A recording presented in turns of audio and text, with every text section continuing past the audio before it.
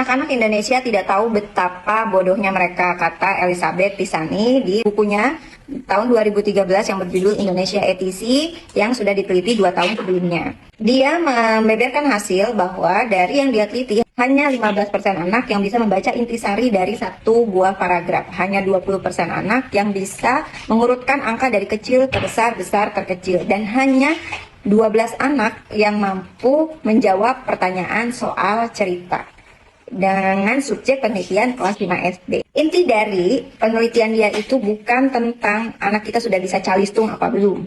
Tapi yang diprihatinkan dari penelitian itu adalah bahwa banyak anak yang bisa membaca tapi tidak bisa mengerti apa yang mereka baca. Ini merupakan, saya korelasiin di penelitian yang lain, bahwa anak 7 tahun itu baru bisa mengikat makna.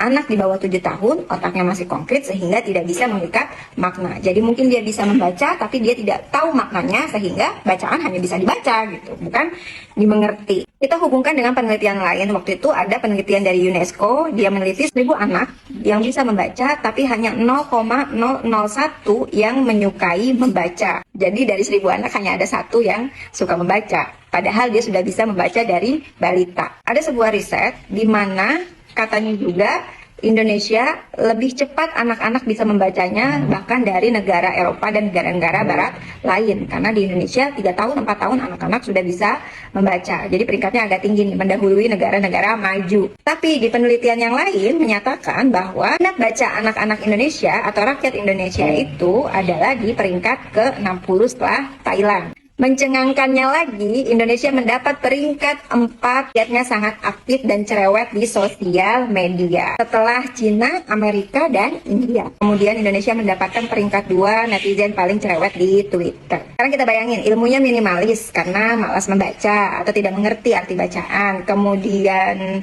cerewet, kemudian aktif di sosial media. Apa yang terjadi?